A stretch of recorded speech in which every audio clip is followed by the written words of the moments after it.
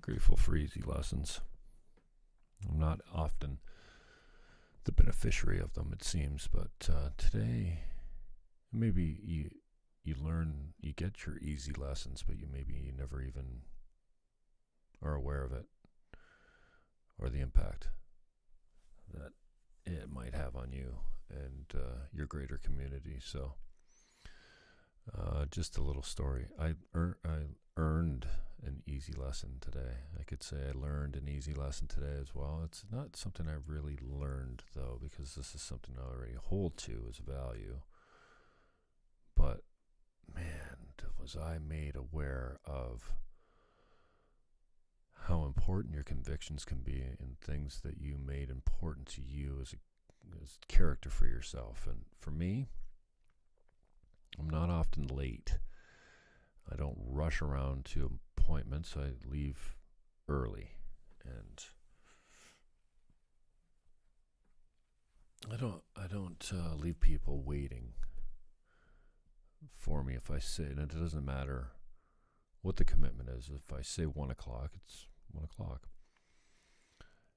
I'm not saying I've never been late. You know, things do happen, but if they happen, then it's only because you didn't allot enough time for something to happen. Like if you lose your keys, or your car won't start or whatever, that you need to be leaving earlier just to make sure that if something happens on the way, you're still okay for time. And so what I try to do, what I almost always do, is if I'm going to be late, I cancel the appointment or let them know, hey, I'm running late, I'm on my way. And just don't not show up at the time, because at the time, if you're waiting for someone at a certain time, then you're waiting for someone at a certain time. You're looking out the window or you're checking your watch. So I try not to leave people. Well, I don't leave people waiting. The first time it really sunk in was early in real estate, and somebody just kept me waiting for half an hour like it was no big deal. And then the people that show up in your life that say, oh, I'm always late, like it's cute or something. No, not with me. You're not.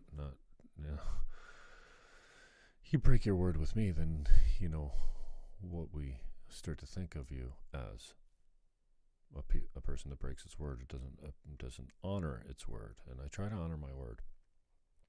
I try not to break my word to other people. Now, I'm going to make another video later about a word that I'm going to try and keep with myself that I've been really breaking a lot. And maybe I'll ask the virtual community for accountability in that department, but that's another video. So yesterday, I get up pretty early. Yesterday's Thursday mornings, and I have a 7:30 men's group at my church. It's been a really good, one of the founding members. We started it many years ago. I would say approaching 7, 8, 9, maybe 10 years ago. I could look back to see when it was Wednesday night. I remember when I was going with a friend of mine I was hanging out with pretty much for a summer, and she would say, don't ever stop going to that men's group because you come out of there on fire, and it's really good for you. So I've enjoyed it. And yesterday, Bill Markham, who's the lead pastor of Central Community Church, was on our men's group email exchange and mentioned that he needed someone to meet him he couldn't attend men's group because he's the one of the leaders of the community. He wasn't going to be able to attend. He gave us a little bit of guidance as far as what homework or what we should be discussing or whatever, and we stick to that in part, and in part it's just a discussion between men.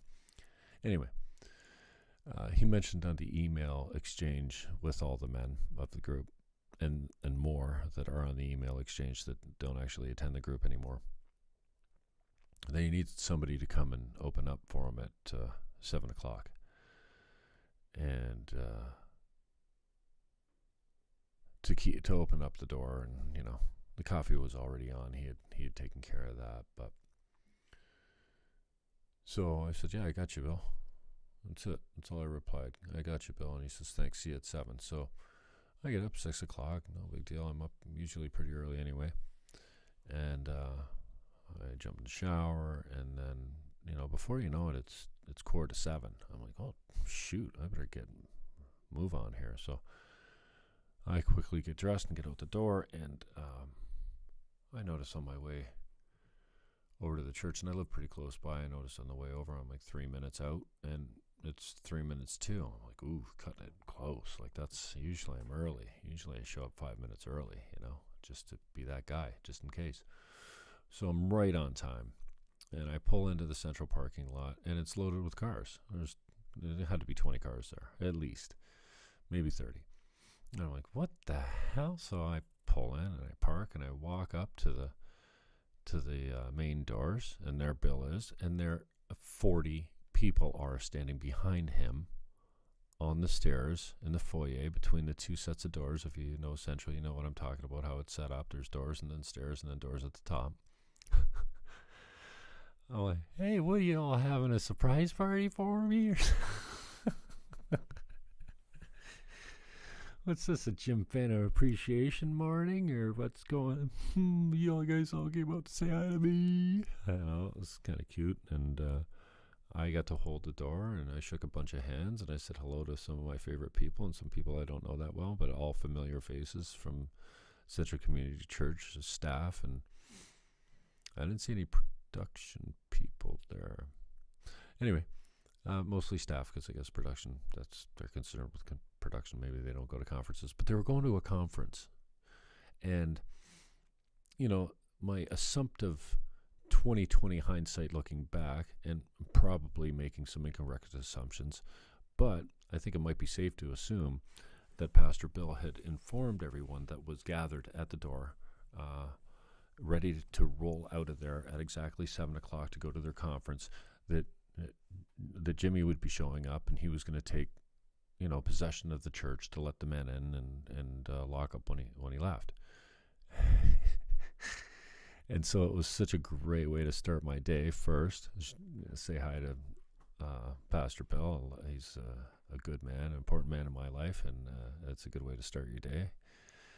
And then to see all the people that I know and love from church, the daycare people and the assistants, and we've got, I don't know how many staffers they've got there, but there must be 30. Gotta be 30 of them. It looked more like 40.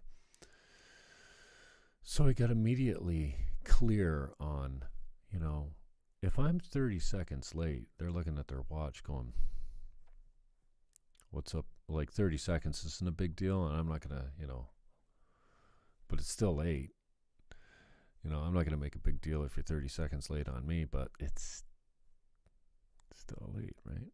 You say 7, it should be 7. Not 7:01, not 7:03, not 7:10, not 7:15, not 7:30. If you keep somebody waiting and I remember asking a buddy to go for wings one time. He was like, oh, I got held up. I go, I'm here. Oh, I'm going to be blah. What's going on? Oh, another half hour. Dude, at some point you just got to get your wings and get out of there instead of meeting your friend that's keeping you waiting an hour and a half. Anyway. So I got immediately clear, I don't want to be that guy that shows up late and that doesn't acknowledge or has a lack of awareness for the impact of breaking his word, because sometimes people make other commitments based on your commitment. So Bill had made a commitment on behalf of his staff and himself that they would be out of that church at 7 o'clock because I was going to be there at 7 o'clock. Now, if I'm not there at 7 o'clock, what happens? Men's group's canceled. Everyone's late. Everyone's in a different frame of mind. And if you really get completely aware and acknowledged up on the impact of how that might work in their lives, it might ruin their day. It might ruin their day with their family at night. They take that into the world, and their kids take that into the world, and their kids lay that shit on their teachers, and it's a domino effect. So, just be your word, and everything's so much easier. So I tweeted out something to the effect that, it's I learned an easy lesson today. I don't normally learn my lessons easily, and I'm grateful for that, and that I had the awareness to actually pick up on it, because it was a teachable moment, and I could have missed it. And so I'm grateful for that. Grateful for the opportunity. Grateful for people that trust you with being responsible. So yeah, thank you to Bill for allowing me to step in and up and be my word, and to learn the lesson of exactly how important that is. So what I tweeted out today, and it's, my Twitter's getting a little bit more action, only because I've really increased my following for whatever reason. It's doubled. It's set to almost be on track to have tripled from basically 2,500 to over 6,000. Almost tripled, but it's doubled for sure. So today yesterday at 7:16 a.m. This is, my life is often a social media post, because I think in those terms sometimes as far as communication, right? And the tweet was just simply, I'm not usually late for appointments, and today I learned an easy lesson about being your word. You never know how many are watching and potentially waiting. Easy lessons don't come easy for me. Don't usually come easy for me. Watch and honor your words, and it's one less thing to worry about. Now, when I say I got a lot of activity on it, I get 6 likes, which is more than a post like that would normally get. It's not like a raging viral tweet or anything like that.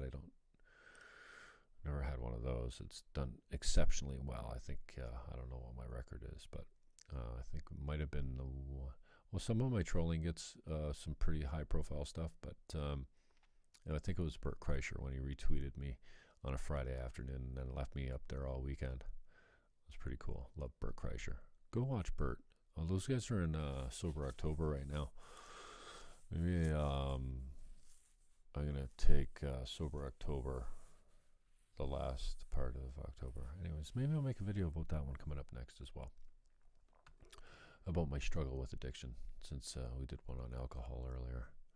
All right, so that's my little thoughts on why it's important for you to be completely aware and in tune to the impact of honoring your word, how important that is, and how important it is also in a negative sense when you're not your word, when you don't have honor for your word, and when you don't do what you say you're going to do.